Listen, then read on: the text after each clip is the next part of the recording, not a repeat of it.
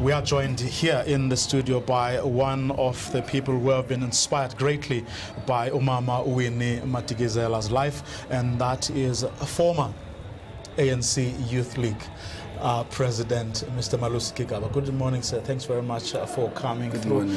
What goes through your mind as we are about to lay Umama to rest? It's a sad moment. It's a sad moment, I think, for the nation, for the youth of our country. They have lost a great source of inspiration. They have lost somebody who loved them dearly. Umama had a way of making every one of you feel particularly special, as if she just had time and attention only for you. And yet you realize when you interact with many people that she gave the same type of attention to every other person. From the days of the struggle right through the 90s, I had the privilege to be president of the ANC Youth League during the same time that she was president of the ANC Women's League. We did a lot of work together, particularly for young people, and attended a number of court cases where young people were abused, championing the causes of the voiceless, of the powerless. She was a great leader, a great human being, a great mother. And so it's going to be a sad moment. I think the mood is going to be electrifying at the stadium. The singing is going to uplift the spirits, but at the same time, there will be those somber moments when we come to grips with the fact that she's no more. I think at the moment when her casket enters the stadium, it will dawn to all of us that something amiss is taking place. Umama is entering the stadium in a different way. She would have walked into the stadium would have erupted in uproar. But this time around, the mood is going to swing around when she enters, when her remains enter the stadium. And it's going to send that message that we are now coming to bid our final farewells to one of the greatest of an era. Now, I was deliberate in introducing you as a former ANC Youth League president because young people had a very special place in Mama's heart. Now, what was it about her? What did she give young people that which other leaders of the ANC didn't give or didn't give much of? I think it was time. It was time, it was attention, the ability to converse with you at your level, not hers. The ability to leave her level. A great leader should leave it. Come down to your level and understand you and laugh and chat with you and kiss you.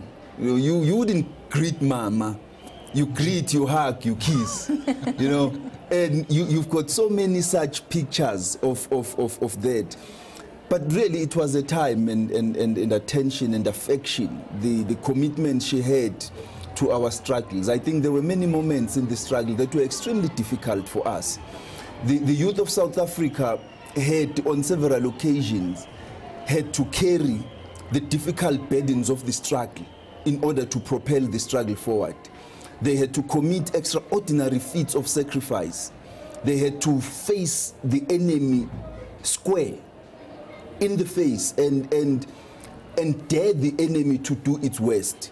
And Umama would be there both to inspire you to commit those acts, but to also comfort you when the enemy has beaten you to a point where you've lost some of your comrades, you almost feel demoralized, but she would be there. And she closed that gap in those periods when the leadership was in exile, others in prison, others in the underground.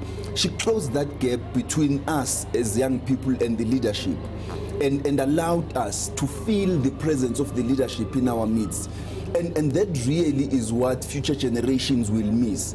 And that's a challenge for us, because for those of us who grew up with that leadership, how do we transmit that example, that leadership trait to future generations when they no longer have to die for freedom. We want them to live for freedom. We want them to commit different feats of struggle, to study, to work, to do things which are going to uplift the nation. We need to adjust that type of leadership we learned from her, the lessons we learned from her, into a new environment and inspire future generations. That's going to be difficult because we ourselves grew up for many years of our youth in an environment where we were struggling against a system. Yes, we are now part of building a system. We have been part of the transition.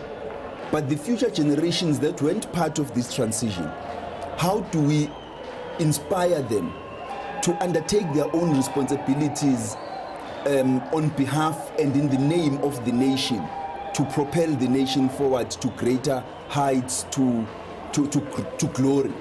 That's going to be an important moment of reflection for us. Whether as a generation we will be able to do that, I think will depend very much so on the types of honest, genuine reflections that we undertake.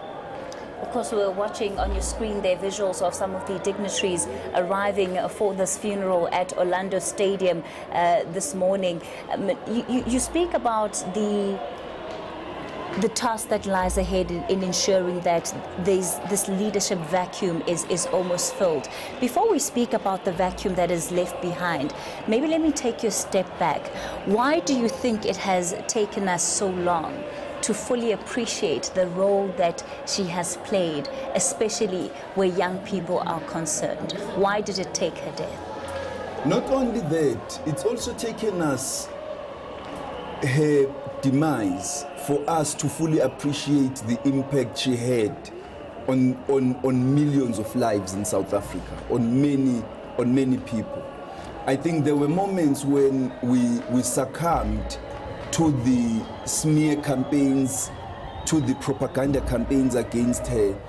And I was saying on ENCA on Wednesday that, on Thursday, that perhaps we did not appreciate her enough, we didn't understand her enough, we didn't understand her pain enough, and many times we sought to define her and to characterize her actions as though we were talking of a person who had not endured the amount and volume of suffering that she did. And so it really is unfortunate, and I think we need to continue. Before we move on, we first have to come to terms with a full understanding of who this woman was and why ordinary people loved her so unconditionally, and why especially those of us in leadership, the chartering classes, would have moments of lapse where we were